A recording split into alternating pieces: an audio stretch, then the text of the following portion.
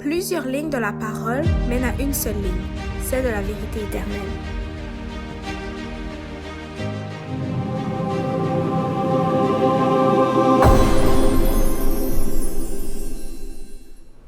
Bonjour à tous et bienvenue dans notre émission Allons à l'école du sabbat. Nous allons voir aujourd'hui dans cette leçon numéro 9 de cette semaine l'institution du sabbat. Je vous prie donc de prendre votre Bible et votre école du sabbat pour que nous puissions voir ensemble comment le sabbat a été mis en place, par quels moyens, quelle est son importance. Et donc, en débutant cette semaine jusqu'à la fin de ce trimestre, nous allons voir différentes parties sur le sabbat, différentes explications, différentes aides qui pourront nous aider donc à mieux comprendre le sabbat et à identifier diverses choses, diverses prophéties aussi reliées à cette journée de sabbat. Et donc, je vous prie d'écouter cette émission, de porter attention, d'ouvrir votre Bible et votre école sabbat pour que nous puissions voir ensemble ces choses. Je vous souhaite donc bonne étude et bonne écoute.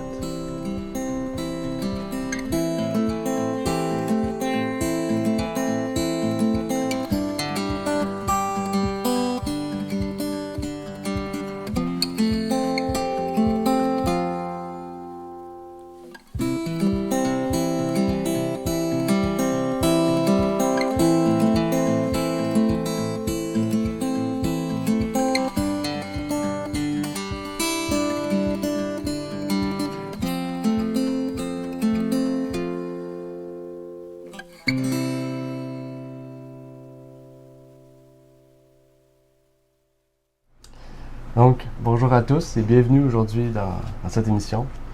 Aujourd'hui, je suis encore accompagné de la Ravna. Oui, bonjour à tous. Je suis vraiment contente d'être avec vous. Amen. Et on va lire donc cette 9e leçon qui parlait de l'institution du sabbat. Donc, on va parler vraiment plus précisément d'une partie de la loi. Et j'aimerais qu'on puisse vraiment approfondir certains points que la leçon a pu lever à ce sujet. Mais avant de faire cela, je vais faire aussi les invitations habituelles. Je vous prie donc de pouvoir vous abonner à notre chaîne YouTube, donc aussi de pouvoir nous suivre sur les autres réseaux, que ce soit Facebook, que ce soit notre infolettre, notre newsletter, pour recevoir donc les nouvelles articles, en fait les nouveautés qu'on peut avoir sur notre maison d'édition ou notre site web, avec les différents ministères, que ce soit sur la santé, les questions-réponses, etc. Donc vous pouvez vous abonner à cette newsletter pour recevoir toutes ces nouveautés-là.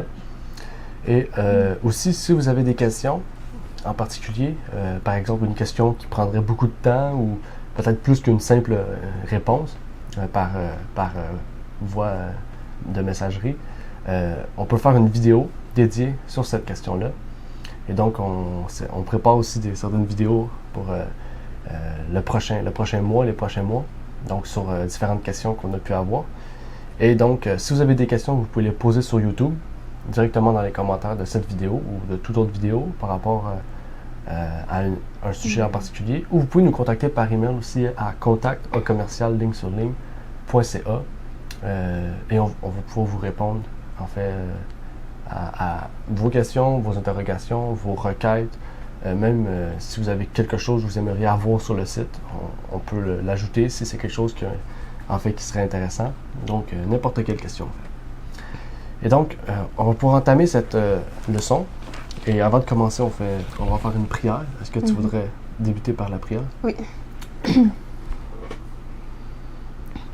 Père des cieux, nous te disons merci infiniment, puisque c'est une grâce d'être en ce moment ici et de peser sur chaque question que nous avons révisée sur l'école du sabbat. Et nous te remercions infiniment pour ce guide que tu nous permets d'étudier. Alors, pour tous nos questionnements, pour tous les doutes aussi, et toutes les questions que les personnes auront à se poser, bien Père Céleste, nous aimerions que tu nous éclaires davantage afin que nous puissions être plus approfondis dans ta parole et que nous puissions mieux te connaître. Et c'est au nom de ton Fils que nous t'avons prié. Amen. Amen. Donc, cette semaine, on va commencer vraiment à entrer dans ce sujet du sabbat. Donc, on va commencer par l'institution du sabbat. Donc, on va commencer par voir d'où vient le sabbat, comment il a pu intégrer la vie des chrétiens. Dans le fond, on va voir vraiment ce que la Bible nous dit à ce propos. Et au fur et à mesure qu'on va avancer, on va voir vraiment, comme par exemple la leçon 10, c'est le sabbat dans le Nouveau Testament. Et on va voir aussi différentes prophéties reliées au sabbat. Donc on va revenir aussi un peu aussi à ce qu'on a vu dans les 2 derniers trimestres, avec, dans le fond, le livre de l'Apocalypse. Donc c'est ça qui est intéressant. On va voir vraiment le lien qu'il y a entre l'Apocalypse et le reste de la Bible, en fait. Parce que n'oubliez pas, Apocalypse, quand on lit le livre, on voit qu'il n'y a rien de nouveau, en fait. C'est toutes des choses qu'on a vues dans le passé, puis qu'on prophétise dans l'avenir, dans le fond. Hein? Parce que Dieu ne va pas remettre des nouvelles images dans un livre prophétique, il va réutiliser des choses qu'on a vues auparavant, mais c'est à nous de pouvoir aller chercher ces choses. Donc on va peut-être faire un peu d'études prophétiques dans quelques leçons. On va voir, parce que je ne les ai pas fait moi-même encore. On les a traduits et tout, mais quand on les refait, c'est un peu comme une découverte encore, vraiment, puisque cette fois-ci, on va les étudier pour de vrai. Et bientôt aussi, sur notre chaîne YouTube, il y aura aussi des études, parce qu'en après-midi, le samedi, on fait des études à cette heure sur le sabbat. Donc, je pense qu'on fait des études sur le sabbat en 8 parties, si je ne me trompe pas, 8 ou 10 parties. OK? Dans le fond, c'est moi qui présente ces parties-là. Mais on fait vraiment des études approfondies sur le sabbat, vraiment. Chaque partie a un sujet différent avec le sabbat, avec la Bible, l'histoire. Donc, qu'est-ce que vous allez voir là-dedans? C'est un peu un aperçu de qu'est-ce que les études qu'on fait vont vous donner à plus grande échelle. Et si Dieu le veut, on va les publier en octobre, dans le fond. Octobre, novembre, puis peut-être une partie en décembre. Dans le fond, chaque jeudi, il y aura une étude sur, dans le fond, un sujet en particulier. Dans le fond, si vous voulez venir avec nous, on est sur Zoom, OK, ensemble. Donc, vous pouvez venir avec nous, poser vos questions, faire un lien ensemble, puisque... Donc, on va débuter. Sans lire un texte, OK, on va... Juste comme ça, OK, dans notre tête, OK? Pour ceux, vu qu'on fait le sabbat depuis longtemps, on est capable d'avoir une petite idée par rapport à ça. Pour toi, c'est quoi le sabbat? Si tu vois quelqu'un, par exemple, qui dit c'est quoi le sabbat, comment tu lui expliques? À un chrétien, pas un non-chrétien, parce qu'un non-chrétien, tu vas dire, c'est un système chose, quelque chose de simple. Mais par exemple, un protestant ou un catholique qui dit le sabbat pour toi, c'est quoi? Un chrétien qui connaît la Bible, qu'est-ce que tu lui dis? OK. Moi, je pensais que tu voulais ça, comme qu'on dise la définition du sabbat, mais comment je l'expliquerais en Tu peux donner une définition, c'est pour toi, c'est ça. OK.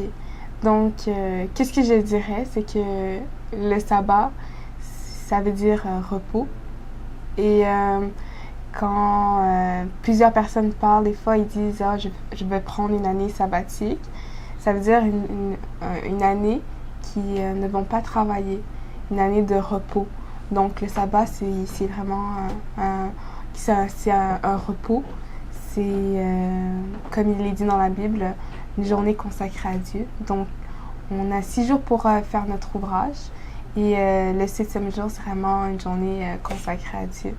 Et où est-ce qu'on cesse notre travail, nos labeurs et qu'on met tout de côté afin que ça soit Dieu qui prenne place. OK, parfait. Merci à Ravna. Oui, c'est une belle explication, je trouve, surtout avec le lien que tu as fait l'année sabbatique. Ça peut aider beaucoup de gens, des fois, à prendre conscience vraiment de ce qu'ils disent. Parce que des fois, le monde ne savent pas ce qu'ils disent. Ils disent une année sabbatique, parce que pour eux, on entend c'est un repos. Mais quand on leur dit le sabbat, c'est quoi le sabbat? Puis c'est un bon lien. Oui. Moi, dans le fond, si ce serait pour un chrétien, parce que je l'ai vraiment construit si ce serait pour un chrétien, OK? Le sabbat, c'est une journée de repos consacrée à l'Éternel. Un peu comme toi, tu as dit une journée de repos. Je dis c'est un moment où nous nous concentrons plus sur nos œuvres, parce qu'on a 6 jours pour faire nos œuvres, mais cette fois, on se concentre sur les œuvres de Dieu. Des fois, on contemple les œuvres de Dieu, au lieu de contempler nous-mêmes, nos affaires, notre vie. Ça ne veut pas dire que tout le reste de la semaine, on a tassé Dieu, on contemple plus Dieu, on contemple Dieu. C'est juste qu'on fait nos œuvres, on travaille, on fait nos choses. Mais le 7e jour, c'est vraiment un moment où on contemple à 100% Dieu, surtout ses œuvres. Et en fait, ça m'a fait penser tout de suite à la dîme. Parce que dans la semaine, Dieu nous demande une journée sur 7. Comme Dieu nous demande 1/10 de notre salaire. Pourtant, tous les 7 jours, c'est à lui. Toute sa création, c'est à lui. Pourquoi il nous demande un repos? Ben, la même chose avec la dîme. Tout l'argent, c'est à lui. Puis il nous demande quand même de garder une part spéciale pour son œuvre sur Terre. Son ministère, dans le fond, terrestre, on pourrait dire. Donc, c'est un peu ça que je voulais faire comme lien. Je trouve ça intéressant. Donc, maintenant, on a fait une explication, on pourrait dire, sans utiliser le texte biblique. C'est plus avec ce qu'on savait, un résumé. Maintenant, on va rentrer dans ce que la Bible nous dit. Okay? On va voir est-ce que ce qu'on dit, c'est vrai ou non. Okay? Donc, on va aller voir dans Marc 2, versets 27 et 28. On l'a lu dans la Bible. Okay. On l'a déjà lu dans la leçon. Donc, si tu veux le relire, on peut le relire, mais j'ai déjà remarqué ce que ce verset-là nous disait. Okay. C'est quand Christ nous dit « L'homme n'a pas été fait pour le sabbat, c'est le sabbat qui a été fait pour l'homme. Okay? Christ dit que le sabbat a été fait pour l'homme, okay? Et non pas inversement. Okay? Le sabbat a été fait pour l'homme, c'est pas l'homme qui a été fait pour le sabbat. Qu'est-ce que ça veut dire, ce passage-là, juste? Ok. Ben, par ce passage-là, on voit vraiment que c'est une bénédiction, le sabbat. C'est, comme il est dit, le sabbat a été fait pour l'homme. Et on peut prendre aussi comme exemple les végétaux. En fait, tout ce que Dieu a créé en 6 jours, eh bien, il l'a fait pour l'homme. Parce que c'est vrai, le 6e jour, l'homme est arrivé et ils avaient tout pour vivre. Ils avaient de quoi manger, de quoi se nourrir, de quoi boire et de contempler vraiment la création de Dieu. Mais on voit vraiment que Dieu a créé ces choses-là et c'est pour l'homme. Et de même, le sabbat a été institué pour l'homme et étant c'est une bénédiction. Et c'est pas comme le verset va le dire comme le dit plus tard que c'est non pas un peu plus tard mais un peu plus loin quand ça dit que l'homme n'a pas été fait pour le sabbat. Donc nous on n'a pas été fait pour admettons, pour manger. Tu comprends ce que je veux dire? C'est vraiment comme une bénédiction, la façon dont on doit le voir. Je sais pas si c'est une bonne explication ou si vous m'avez bien compris. Oui. Mais on voit vraiment que c'est une bénédiction, le fait d'avoir un jour que Dieu a créé, que Dieu a institué et qu'il a mis à part pour nous. Oui, ben effectivement. Parce qu'il aussi, il sait que comme on peut pas travailler 7 jours consécutifs et faire un cycle. Il sait que l'homme a besoin de se reposer et se reposer en contemplant ses œuvres, en contemplant sa création. Donc, c'est vraiment une grosse bénédiction de lui. Oui, effectivement. Puis, quand on regarde, Dieu a créé l'homme le 6e jour, avec la Ève, dans le fond. Puis, le 7e jour, c'est le repos, le sabbat. Donc, on se dit souvent, ben, le sabbat, c'est après l'homme. Donc, c'est l'homme qui a été créé pour le sabbat. Finalement, on sait que c'est l'inverse parce que Dieu n'avait pas besoin de se reposer de ses œuvres quand on y pense. Dieu n'avait pas besoin de faire ça. Mais en le faisant, il nous donne l'exemple de ce qu'il faut faire. Il nous donne l'exemple vraiment de ce qu'il faut faire. Puis en plus, il bénit et sanctifie ce jour-là. Donc, il ne s'est pas seulement reposé. Puis il s'est dit, voici, je vous donne une journée de repos. Et où il dit, même lui-même a contemplé sa création. Mais il n'a pas juste fait ça, il a béni, il l'a sanctifié. Donc pour nous aussi, on doit faire la même chose en fait. C'est une journée qu'on doit bénir et sanctifier. Quand on dit bénir et sanctifier, c'est déjà en y faisant un culte d'adoration à Dieu, en rendant gloire à Dieu. C'est une journée qu'on rend vraiment spéciale. Parce que oui, c'est une journée comme une autre, mais le fait que Dieu l'a béni et sanctifié, on doit la rendre pas seulement comme les autres, on doit la rendre encore plus spéciale. Puis c'est un moment vraiment parce que là, on doit se dire, bon, on contemple vraiment, on fait comme Dieu. Dieu s'est reposé, il a contemplé sa création. Puis quand on regarde aussi les Juifs à l'époque du Christ, ils faisaient des choses aussi qui n'étaient pas acceptables pendant le sabbat. C'est pour ça que Jésus aussi a répété cette idée-là. Il a dit, c'est pas l'homme qui a été fait pour le sabbat, mais le sabbat qui a été fait pour l'homme. La fois, il explique que Dieu a montré un exemple à suivre, le sabbat. Il a montré quoi faire, quoi ne pas faire. On dit souvent, il ne faut pas dire des choses ou à faire ou ne pas faire. Mais Dieu a montré, en fait, qu'il y a des choses à faire ou à pas faire. On prend le livre d'Exode, on voit bien que les gens ne cuisinaient pas le sabbat. Ok, c'est une chose qu'elle n'aime pas faire, même si on ne veut pas le dire que c'est ne pas faire, on le voit. Ok, Dieu a montré, il a envoyé le double le vendredi, puis le samedi, non, il n'a envoyé rien. Donc, en fait, c'est pas une journée à. Faut pas prendre cette journée-là comme une journée à quoi faire ou quoi pas faire, mais il y en a. Il y a des trucs qu'il ne faut pas faire. Puis en fait, c'est ça le problème, c'est que les Juifs, eux, mettaient leur tradition par-dessus ce que Jésus avait instauré, parce que Jésus aussi fait partie de l'institution du sabbat. Puis les Juifs, en mettant leur tradition, en fait, ils ont tellement mis le sabbat lourd, parce qu'ils ont mis des lois, des choses, des interdictions qui n'étaient pas dans la Bible, en fait. Il l'a rendu tellement lourd que, en fait, pour nous aussi, on peut rendre ce sabbat de la même façon. Tu comprends? En disant, le sabbat, il faut pas faire ci, il faut pas faire ça, il faut faire ci, il faut faire ça. Puis c'est des choses qui sont pas bibliques. Enfin, on instaure nous-mêmes des interdictions, puis on impose ça aux autres.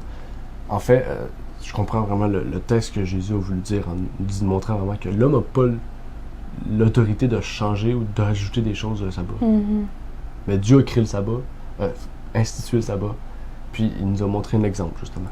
Puis dans la leçon, je sais, à 2 reprises, on a marqué créer. C'est une erreur de traduction. Ouais. Ok, c'est pas créer. Ok, j'ai oublié c'est quelle question. Dans la note? Il y a dans la note 2, puis dans la question numéro 2. Quand le sabbat a-t-il été créé? C'est quand le sabbat a-t-il été institué? Okay? D'abord, c'est une erreur de traduction. On a une erreur seulement d'inattention. Ok, dans le fond, on oublie de le voir quand on a fait notre moment de correction. Donc là, on le corrige, c'est pas créé, c'est institué.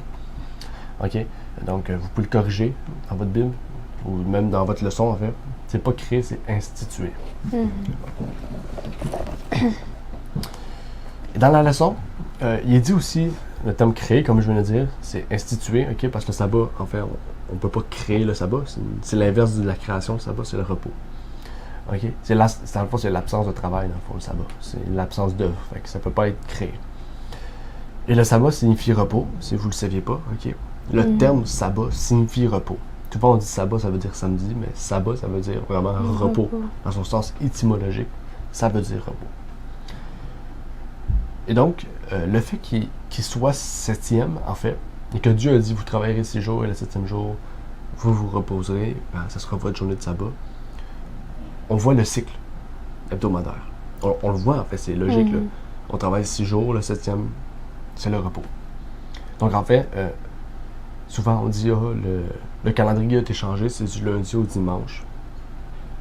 OK? Mais quand on remarque ça, en fait, on remarque que les calendriers ont toujours été du dimanche au samedi. OK? Depuis la nuit des temps, en fait, c'est toujours du dimanche au samedi. La façon que c'est construit, la façon... Faut pas oublier la façon... Les noms, même les noms en grec, souvent on dit... c'est le soleil, Saturne, les planètes, etc. La façon que c'est placé, c'est toujours placé selon l'ordre. Même les planètes, l'ordre de tout, en fait.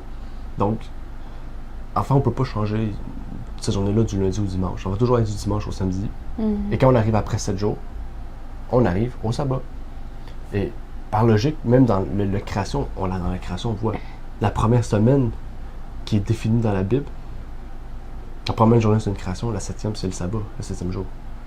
Donc, en fait, même si l'homme aujourd'hui essaie de nous rentrer dans notre tête que c'est lundi au dimanche, en fait, quand on rouvre la Bible, on voit que c'est toujours du dimanche au samedi. OK? Donc, ça, c'est le calendrier biblique. Avec les fêtes et tout, on pourrait même voir, en fait, que tout est vraiment... nous montre que c'est cela. Donc, avant de passer à une autre question, j'aimerais te poser une question en lien avec ça. Le sabbat, en fait, c'est un rappel de quoi? Le sabbat, c'est quand arrive le moment du sabbat, on peut tout de suite penser à la création, le fait que Dieu a été le premier à savoir reposer. Et on voit vraiment, on se rappelle aussi qu'il a créé toutes choses en 6 jours et qu'il s'est reposé le 7e jour. Donc, dès qu'on rentre dans le sabbat, on se rappelle, et en fait, c'est un rappel que le Dieu créateur mérite toute adoration. Donc, oui, un peu, c'est exactement, c'est ça. J'ai marqué la même chose, j'ai parlé des œuvres de Dieu que le sabbat, c'est une journée consacrée à l'Éternel, puis qu'on se rappelle de tout ce qu'il a fait. On en a parlé tout à l'heure, mais en posant la question vraiment plus précis, parce que là, tantôt, c'était plus général, on pouvait répondre un peu vraiment large de qu'est-ce que c'était. Maintenant, c'est plus précis, donc on sait plus vraiment ce que c'est le but du sabbat. Mais cette question me rappelle aussi une question dans la leçon, quand il était écrit que c'est quoi le signe du sabbat. Et c'était à ce qu'on puisse se rappeler vraiment de l'Éternel et qu'on le connaisse. Donc, un rappel aussi pour le sabbat, c'est de la même chose. D'après moi, c'est nous rappeler que le Dieu créateur mérite l'adoration. Oui, exactement. Même dans la leçon, on parle que c'est un mémorial de la création. Un mémorial, c'est mémoire, ça vient avec mémoire, c'est lié avec rappel, comme tu as dit, de se rappeler de Dieu. En se rappelant de Dieu, on contemple sa création, tout ce qu'il a fait. Dans le fond, qu'est-ce qu'il faut comprendre, c'est que le sabbat, c'est pas un moment de contemplation de la création. Okay? Parce que souvent, on va dire on adore la création plutôt que le créateur. La création plutôt que le créateur. Mais le sabbat, c'est une journée de contemplation de Dieu. Okay? C'est une journée d'adoration de Dieu, mais dans sa nature,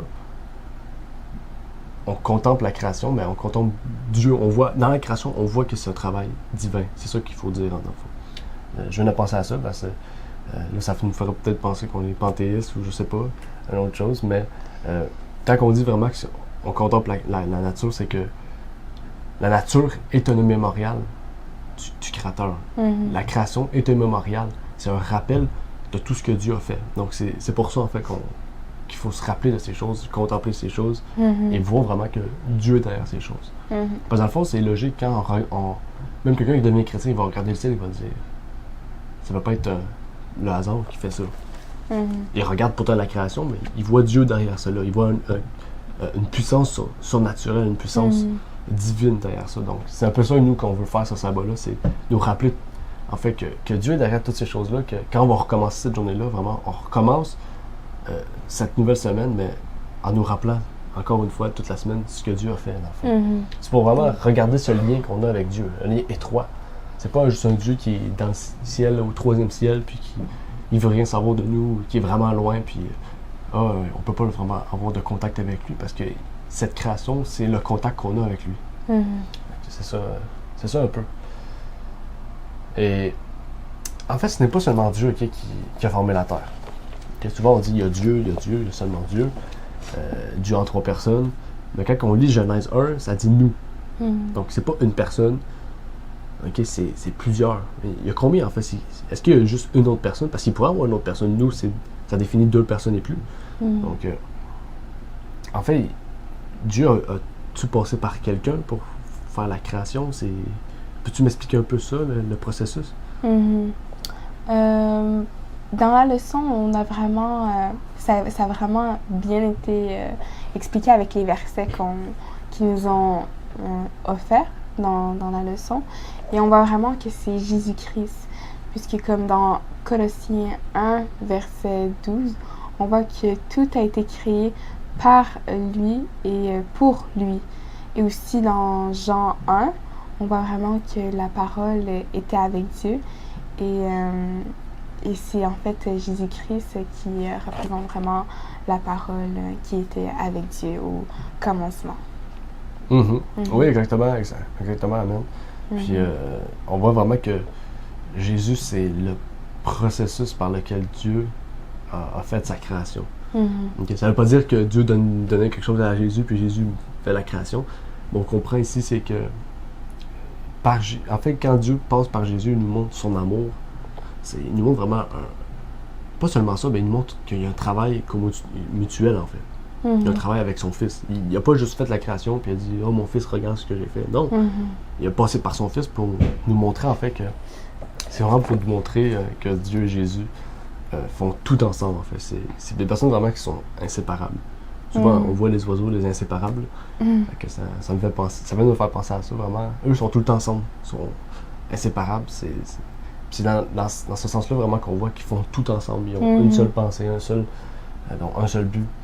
Donc vraiment, en fait, le Père passe tout le temps par Christ, en fait. Quand Christ est venu sur terre, Jésus a passé par son Père. Il n'a pas passé par lui-même.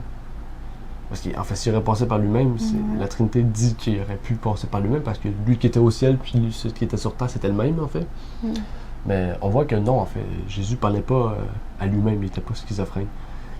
Il parlait avec son Père. C'est un lien direct, puis quand il est mort, c'est son Père qui l'a ressuscité. Quand il est allé au ciel, c'est son Père qui l'a amené au ciel. En fait, tout passe par son Père. Et c'est là vraiment, justement, on va revenir sur ça aussi. Dieu, c'est pas seulement reposer le sabbat, en donnant l'exemple, mais il y avait deux gestes importants pour montrer l'importance de ce jour. Puis c'est ça qui est intéressant. Je vais te poser la question, après ça, je vais pouvoir parler, puis je vais pouvoir expliquer aussi ce que je viens de penser. Mais c'est quoi les deux choses que Dieu a fait cette journée-là spéciale? T'en avais parlé tantôt. T'avais dit qu'il a béni et sanctifié. Et c'est vraiment les deux gestes que Dieu a fait au moment du 7e jour. Ouais. Amen. Non, après, là, c'est ça. Puis, en parlant de ça, je voulais revenir aussi. Souvent, les protestants vont suivre le dimanche pour dire « Ah, Jésus est ressuscité. Est ressuscité cette journée-là. Donc, c'est cette journée-là qu'on doit adorer. » C'est le seul. En fait, ils n'ont pas aucune preuve encore. C'est la seule moment de preuve qu'ils ont. Puis peut-être le souper du Seigneur, je ne sais pas. La plus grande preuve, c'est vraiment le fait que Jésus soit ressuscité cette journée-là. Maintenant, c'est la nouvelle création. Ça, c'est les termes catholiques en plus. Nouvelle création. Puis, dans le fond, quand il dit nouvelle création, il oublie un peu l'ancienne création. Déjà, en faisant ça, il rabaisse l'ancienne création. Parce que c'est Dieu et Jésus qui ont fait la première création. Ils se sont reposés le 7e jour. Ils l'ont béni et sanctifié par la suite.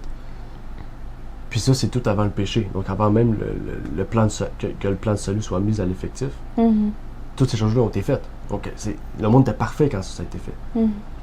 Puis du coup, le monde subit le péché par Adam et Ève. Après ça, le plan de la rédemption se met en effectif, se met en marche, pour dire, parce que ça a pris vraiment tout l'Ancien Testament, donc 2000 ans peut-être, à peu près.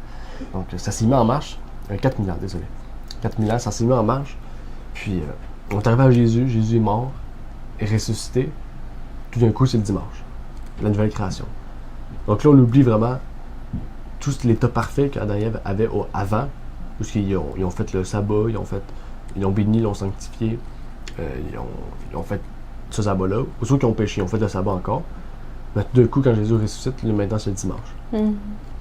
Et c'est pas dans la leçon, je pense, c'est dans la tragédie des siècles, je vais le lire tout à l'heure, mais on voit vraiment que Satan a travaillé cette pensée-là pour que les Juifs mettent tellement le sabbat strict que les gens décident d'adorer le dimanche. En tout cas, dans la tragédie des siècles, plus loin, je pense qu'on en parle, donc je vais pas trop en dire, on va y revenir. Donc on va continuer, puis je vais le lire justement dans quelques minutes, là. Donc je vais, au lieu de le dire tout de suite, puis de briser un peu ce que tragédie des siècles dit. Dans le fond, ma prochaine question pour toi aussi, c'est... parce que justement, là, on parle du dimanche, du fait que ça a été changé et tout. Donc, si ça changeait, en fait, comment on peut tenir le sabbat pour toute l'éternité? Okay? Déjà, s'il y a une nouvelle cieux, une nouvelle terre, comment il peut continuer à observer le sabbat, en fait?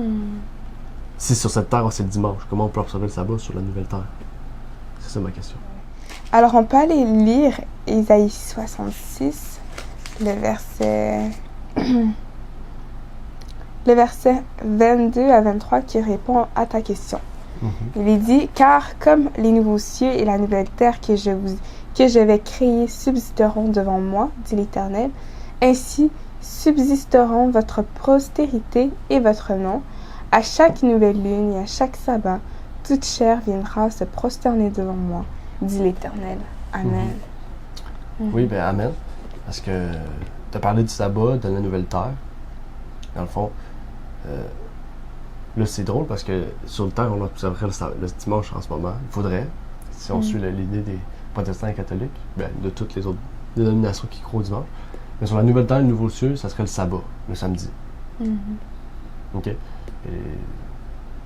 en fait, c'est ça le problème, c'est que quand on veut construire une doctrine, il faut que toute la Bible soit en accord. Si la Bible n'est pas en accord avec ce que tu affirmes comme doctrine, il y a un problème dans ta doctrine. Puis c'est là que ça tombe plus seulement dans une doctrine, ça tombe dans un credo, en fait. Parce que la Bible peut pas se contredire. Tu peux pas prendre 2-3 textes, dire « Ah oui, ça c'est... je le prends comme vérité », mais que plus tard ou plus loin, tout ce que tu affirmes, ça se contredit, en fait. Là, tu tombes dans le credo. C'est là l'erreur, vraiment, parce que le credo, c'est quelque chose qui se dit être biblique, mais qui n'est pas biblique. Donc, c'est pas une doctrine. Une doctrine, c'est quelque chose de biblique. C'est un credo, vraiment. Donc, c'est là que c'est grave. Il faut faire attention. Puis quand on lit ça, on lit que le sabbat sera réellement pour toujours. Il n'y aura jamais un signe. Ça sera pour toujours, en fait. Un signe entre Dieu et l'homme.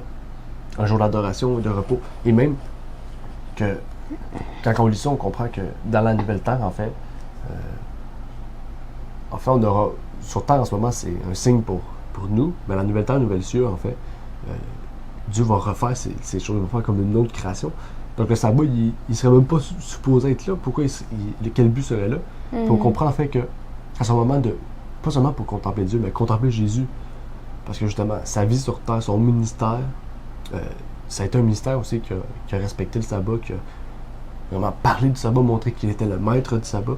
Donc, quand on va faire le sabbat au ciel, ça va être aussi une contemplation de Jésus maintenant. On va voir ses plats, on va se rappeler justement que les Juifs ont craché dessus en disant qu'ils ne respectaient pas le sabbat, pourtant c'est lui le maître du sabbat. Donc, on va voir tout ça même dans ces choses-là. Puis, Dieu nous dit justement des choses intéressantes dans Exode 20. Je ne sais pas si tu as pris la question en note, mais dans Exode 20, 8 à 12, c'est le 4e commandement. Dieu nous dit plusieurs choses intéressantes dans ces versets-là, en fait. Qu'est-ce qu'il nous dit Dieu de respecter le jour du sabbat dans ces versets-là? Donc, pour répondre à ta question, dans ce commandement, on voit la première phrase, premier mot qui dit « souviens-toi ». Donc, Dieu il savait vraiment que dans tous les commandements, dans les 10 commandements, eh bien, le 4e allait être le plus oublié. Donc, il veut vraiment qu'on se rappelle. Souviens-toi du jour du repos pour le sanctifier. Et aussi, ça me rappelle aussi que dans Apocalypse, dans une des églises, dans la première église, dans Éphèse, il a appliqué les mêmes mots. Il a dit « Souviens-toi de ton premier amour ». Parce que il savait que l'église d'Éphèse allait oublier son amour, qui est vraiment parfaite. Et en plus de ça, dans le commandement, pour revenir à ta question, on voit qu'il demande à ce qu'on le sanctifie, donc on le met à part. Et c'est vraiment ces deux éléments que j'ai trouvés pour répondre à ta question, qui sont très importantes. Oui, exactement. Il parle aussi de bénir, il rappelle encore, en fait, les choses qu'il rappelle dans la création, il le met vraiment dans la loi. Puis il parle de sanctifier, il dit bénir, mais là il rajoute souvenir, comme tu as dit. Vraiment, ça nous montre que ce commandement-là est différent des autres, en fait. Qui est pas différent, mais plus spécial. Il y a quelque chose de plus. Parce que les autres n'ont pas ça, en fait. Les autres, on voit qu'il faut les respecter, mais lui, il a souviens-toi. Parce qu'il a sanctifié. Après ça, il a béni. Après ça, il fait un retour aussi sur la création pour démontrer son autorité, donc du vrai Dieu en tant que créateur. Pourtant, les autres commandements, il ne fait pas ça. Lui, là, il nous rappelle la création, il nous rappelle... Vraiment, il nous met un point spécial, nous montrant que c'est quelque chose qui existe depuis toujours. Puis tu oublies ces choses, donc souviens-toi. Puis il rappelle tout ce qu'il a fait dans Genèse, justement. Peut-être que les Juifs n'avaient pas encore... En fait, les Juifs n'avaient pas... Les Hébreux, désolé, ils n'avaient pas encore le texte de Genèse pour peut-être voir comme nous on le voit en ce moment. Mais sûrement avec le transfert oral de l'histoire, ils ont sûrement, quand Dieu a parlé de ça, quand Moïse sûrement a lu ça devant le peuple s'est rappelé de ces choses que Dieu avait dit à la création. Donc, c'est important. Et avant de terminer, je vais lire la citation que je vous avais parlé aussi tout à l'heure, dans la tragédie des siècles, à la page 53. Avant la venue de Jésus, Satan, pour préparer la voie à ses desseins, avait poussé les Juifs à charger le sabbat de restrictions fastidieuses qui faisaient de son observation un devoir désagréable et pénible. Et maintenant, profitant des préventions dont ce jour était entouré, il le qualifiait de rite judaïque, tandis que les chrétiens continuaient à observer le dimanche comme un jour de joie.